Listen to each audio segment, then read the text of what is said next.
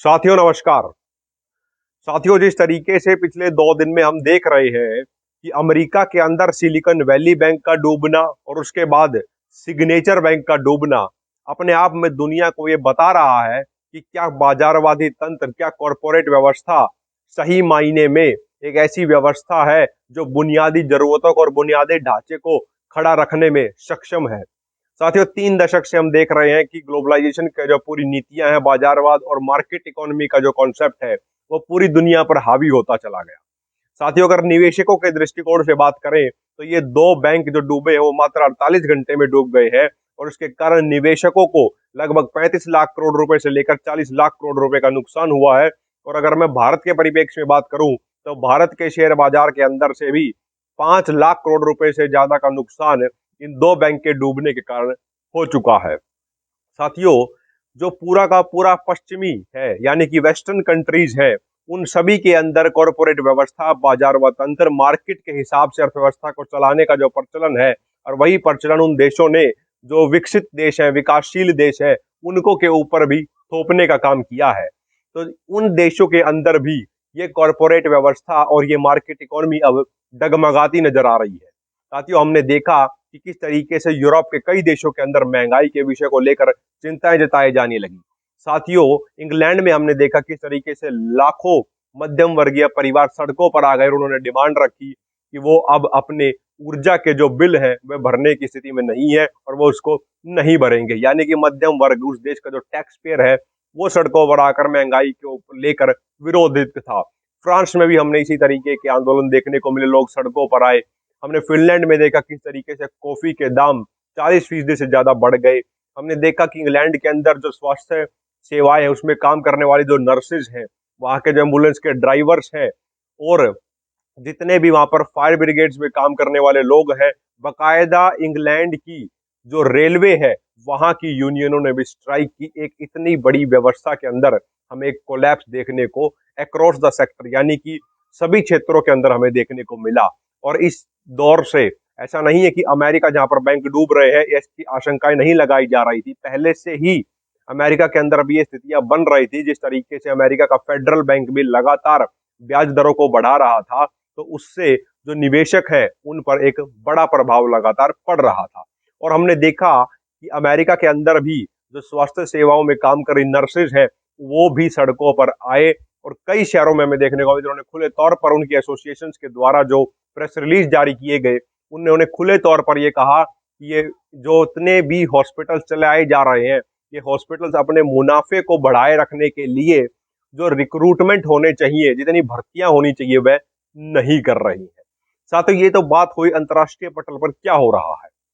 अब एक भारतीय होने के नाते हमें जरूरत है इस पूरे घटनाक्रम को भारत के परिप्रेक्ष्य में समझने की।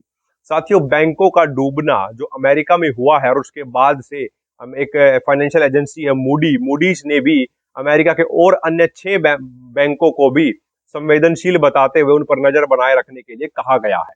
तो ऐसी स्थिति भारत में भी हमें देखने को मिली है। हम जानते हैं कि क्या स्थिति यस बैंक के साथ हुई थी, क्या स्थिति लक्ष्मी विलास बैंक के साथ हुई थी। हमने देखा है यस बैंक को तो अंतिम चरण में आकर कहीं ना कहीं स्टेट बैंक ऑफ इंडिया ने बचा लिया था, लेकिन लक्ष्मी विलास बैंक के अंदर तो स्थिति इतनी नाजुक हो गई थी कि भारत की ओर से आरबीआई ने कोई इनिशिएटिव ना लेते हुए बकायदा उस बैंक को एक सिंगापुर कंपनी, डीबीएस कंपनी को दे दिया था।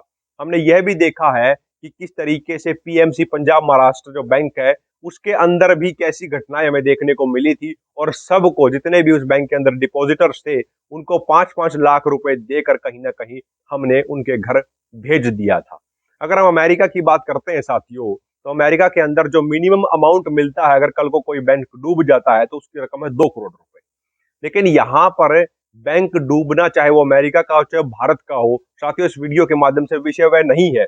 मुख्यतः विषय यह है कि किस तरीके से कॉरपोरेट व्यवस्था को स्थापित किया जाता है और बुनियादी जरूरतों के लिए वो कॉरपोरेट व्यवस्था जब असफल होती नजर आती है तो उसमें भी अंत में, यानी कि उस व्यवस्था के चलते हुए भी शोषण मध्यम वर्ग का हो रहा है, निमित वर्ग का हो रहा है, मजदूरों का हो रहा है, युवाओं का हो रहा है। लेकिन जब वह व्यवस्था कोलैप्स करती है तब भी सबसे ज्यादा घाटे का सौदा सही मायने में निम्न वर्ग, मध्यम वर्ग, गांव में रहने वाले लोग, युवाओं के ऊपर ही पड़ता हुआ हमें नजर आ रहा है। क्योंकि हमने देखा है साथियों कि जिस तरीके से इन बैंकों द्वारा जो नए नए बिजनेस आते, नए स्टार्टअप्स आते हैं, उनको जो लोन दिए जाते थे, उसमें जैसे जैसे गिरावट आने लगी, तो कंपनियों ने अपने मुनाफे बचाए रखने के लिए लोगों को नौकरी से निकालना शुरू कर दिया। और साथियों, ये दौर जो नए स्टार्टअप्स है, जो नई कंपनियां हैं, उन तक सीमित नहीं है। बाकायदा जिन कंपनियों का पूरी दुनिया के ऊपर एक वर्चस्व है, उन कंपनियों के अंदर भी हमने देखा है कि आधी रात को एक मेल भेजकर हजारों लोगों की नौकरियों को खत्म कर दिया गया है। उन लिस्ट में, उस कंपनी की लिस्ट में शुमार गूगल, माइक्रोसॉफ्ट, अमेजोन जैसी बड़ी कंपनियां हैं। साथियों, तो ये जो पूरी कॉरपोरेट व्यवस्था है, ये क्यों ऐसी है जिसके कारण ये कोलैप्स, ये जो गिरावट है अब हमें देखने को मिल रही है और एक संकट है, वो क्यों बढ़ा है? साथियों, एक दो लाइन में इसको समझने की हम कोशिश करते हैं। साथियों, इन कंपनियों द्वारा जो एक हर देश के अंदर एक पैरेलल इकोनॉमी चलती थी असंगठित सेक्टर की, जिसको अंग्रेजी में हम अनऑर्गेनाइज सेक्टर भी बोल देते हैं, उस पूरी इकोनॉमी को इन मार्केट इकोनॉमी की नीतियों ने सोच समझकर एक साजिश के तहत खत्म कर दिया है। यानी कि हर जगह पर डेवलपमेंट के नाम पर पूरी की पूरी असंगठित जो अर्थव्यवस्था थी उसको ध्वस्त किया, उसको ऑर्गेनाइज्ड इकोनॉमी में बदल दिया। और उस ऑर्गेनाइज्ड इकोनॉमी में तीन या चार कंपनियां अलग अलग क्षेत्रों के अंदर उसमें अपना पूरा हक जमा कर उसके ऊपर कब्जा कर कर बैठ गई, जिसके बाद से ही लगातार कॉरपोरेट व्यवस्था हमें ध्वस्त होती नजर आती है। साथियों, हम देख रहे हैं कि कॉरपोरेट और बाजारवाद की जो पूरी नीतियां हैं, ये सभी क्षेत्रों में मूलतः अब जा चुकी है। लेकिन कुछ ऐसे देश हैं आज भी जहां पर यह असंगठित अर्थव्यवस्था बड़े पैमाने पर चल रही है। अब मैं बात करता हूं साथियों भारत की ही। अगर हम 2016 से पहले का भारत देखें और 2016 के बाद का भारत देखें, तो उसमें आप पाएंगे कि नोटबंदी और जीएसटी लागू होने के बाद से जो असंगठित क्षेत्र था, उसमें कहीं ना कहीं सिकुड़न आई है। यानी कि बहुत बड़ा असंगठित क्षेत्र को हमने ऑर्गेनाइज्ड इकोनॉमी में बदल दिया, यानी संगठित क्षेत्र में बदलने का काम किया है, जिसके बाद से जो एक क्राइसिस के दौर में एक अनऑर्गेनाइज्ड इकोनॉमी इस देश को संभालती थी, हमने उसको खत्म कर दिया है।